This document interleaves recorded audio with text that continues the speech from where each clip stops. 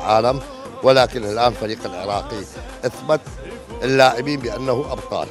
ويانا أبو طارق، اليوم الأداء يعني الجمهور طلع راضي، بس كان ناقصها جول، صح لو لا؟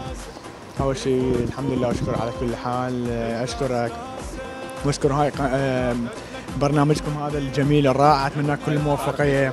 وهذا طروقي الذهب، وقدرنا أن نحصل يعني على النقطة الواحدة، قدر الله ما شاء فعل. القادم أحسن، التوفيق لأخوتي اللاعبين، للكادر التدريبي، أن نظهر بمستوى يليق بنا كلاعبين يكسوا مع الكرة العراقية. إن شاء الله القادم أحسن، وإن شاء الله أتمنى من الجماهير أن نساند الفريق وتكون رقم 12 إن شاء الله.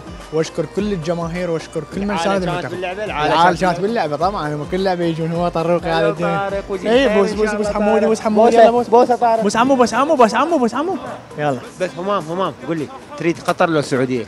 أنا والله بفريق يعني، إن شاء الله احنا قادرين على الفريق يعني ماكو مشكلة. إن شاء الله احنا أبطال رجال حبيبي.